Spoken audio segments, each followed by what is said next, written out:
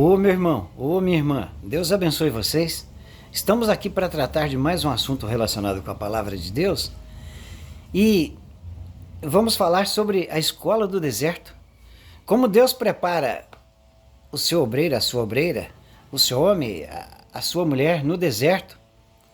Como Deus usa o deserto para tirar de nós tudo aquilo que não precisamos, né, levar diante dele. Meu irmão e minha irmã, eu vou tomar como exemplo aqui, como base bíblica para o nosso assunto hoje, a vida de Moisés. Moisés, filho de hebreus, filho de israelense, nasceu lá no Egito, mas a ordem era pegar toda criança hebreia e jogar no Nilo, para que os crocodilos comessem. Porém, aquela mãe hebreia, após dar à luz a Moisés, ela ficou muito preocupada, muito comovida, pois não queria jogar, não queria que Moisés fosse jogado no Nilo. Ela se encantou com aquela criança. E Deus tinha uma promessa na vida daquela criança, que aquela criança seria o libertador de Israel. E seria um profeta poderosíssimo, um homem cheio da palavra, cheio do Espírito de Deus, e Deus era com ele. Então, esse Moisés foi levado, através da sua irmã Miriam, até lá na beira do rio e foi colocado lá.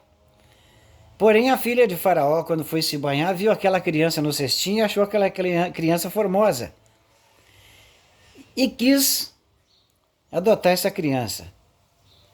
E Deus moveu o coração de Miriam para que corresse até na filha de Faraó e falasse que ela conhecia, e falasse para essa filha de Faraó que ela conhecia alguém que poderia cuidar de Moisés. E o que aconteceu? Ela estava falando da própria mãe de Moisés. Então Moisés foi tirado das águas do Nilo e a partir de então ele ganhou esse nome de Moisés, porque das águas foi tirado e foi levado de volta para casa, para os cuidados de Joquebede, e Joquebede o instruiu na palavra do Senhor. Ele foi instruído na palavra do Senhor, sim, e foi instruído em toda a ciência dos egípcios. Era um homem preparado, cresceu e se tornou um príncipe dos egípcios, um homem preparado, um homem cheio da ciência dos egípcios. Mas não era esse o plano de Deus para a vida de Moisés. Não era isso que Deus estava planejando para Moisés.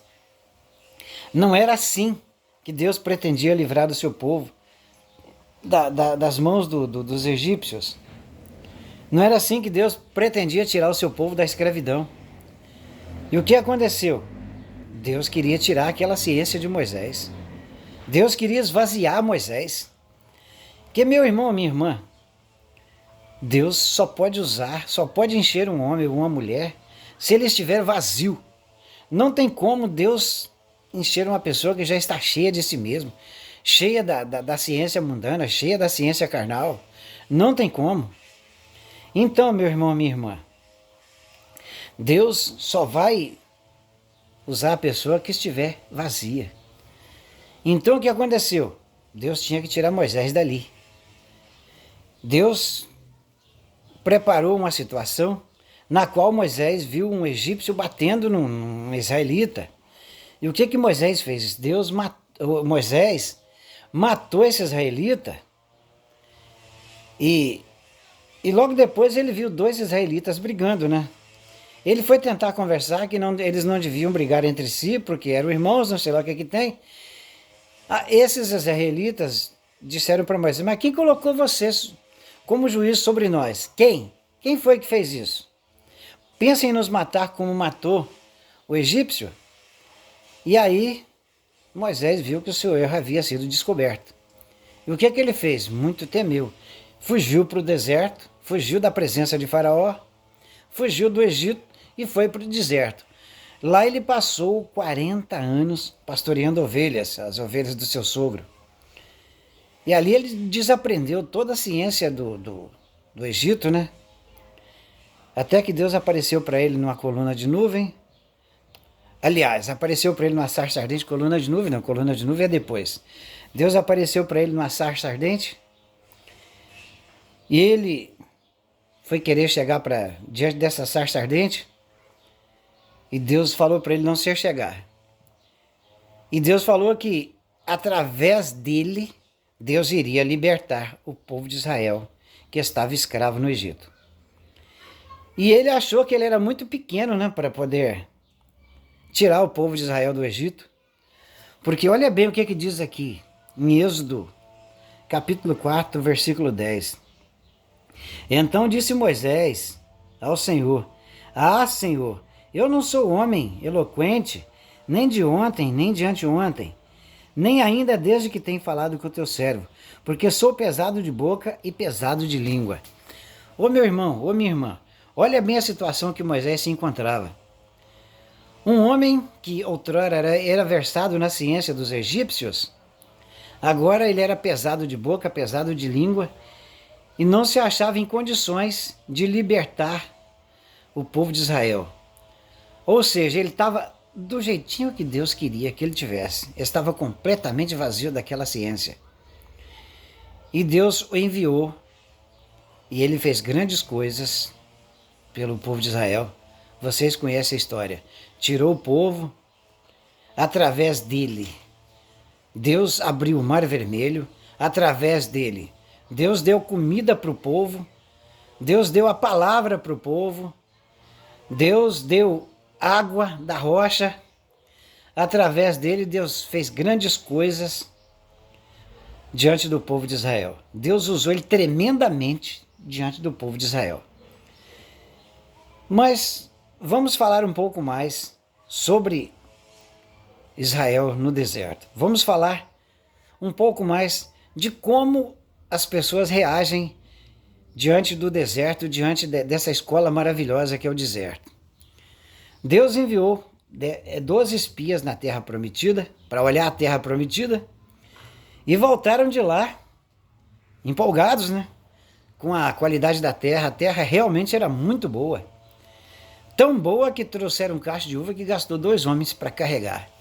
Não era coisa pequena. Então, Deus mostrou para eles a qualidade da terra, que realmente a terra era boa. Voltaram de lá falando que realmente a terra era boa. Mas, infelizmente, 10 daqueles espias infamaram a terra e falaram que eles, diante dos moradores da terra, eram como gafanhotos, que eram gigantes. Os homens realmente eram grandes. Olharam para o tamanho do problema, olharam para o tamanho do gigante. E meu irmão, minha irmã, aqui eu vou falar algo estranho para você. Eu estou te convidando para olhar para o tamanho do gigante. Porque muitas vezes muitas vezes as pessoas falam: não olha para o tamanho do problema, olha para o tamanho do seu Deus. Mas eu estou te convidando aqui, meu irmão, minha irmã, para olhar para o tamanho do gigante, sim. É grande, é enorme, eu sei que é. Mas só que esse povo olhou com os olhos errados, né? Olhou de maneira errada. Porque eu estou te convidando para olhar para o tamanho do gigante, sim, mas olhar para o tamanho do seu Deus também, meu irmão e minha irmã. Esse povo tinha visto um Deus que abriu o Mar Vermelho, um Deus que trouxe comida, que nem eu falei agora há pouco, que fez brotar água da rocha, e não foi qualquer aguinha, foi água suficiente para alimentar uma grande multidão, que só de homem tinha 2 milhões, sei lá, não me lembro bem a quantidade agora, vocês me perdoem. Mas era uma grande multidão, meu irmão e minha irmã. E Deus fez brotar água da rocha para sustentar aquele povo todinho. Então, o problema realmente era grande. Mas eles tinham que ter ciência de que Deus era muito maior. Deus era muito maior diante daquele problema. E eu estou te convidando, meu irmão, minha irmã, para olhar para o tamanho do problema, sim. Porque quando Deus te der a vitória, quando Deus estiver te usando tremendamente, quando você passou pelo deserto, quando você aprendeu de Deus, quando você se esvaziou, quando você, no caminho do deserto, você passou pela escola de Deus. Você sofreu, você chorou pelas madrugadas, que você topar um problema na sua frente, você olha para o tamanho do problema. Mas você tem aqui, ó, esse livro maravilhoso, com histórias maravilhosas para você estabelecer a sua fé, para você conhecer o agir desse Deus maravilhoso na sua vida, meu irmão.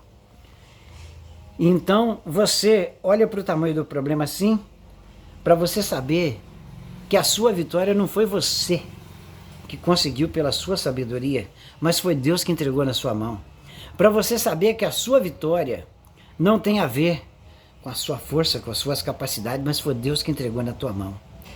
Esse Deus incrível, esse Deus maravilhoso, que você, meu irmão, minha irmã, possa se apegar a esse Deus cada dia mais.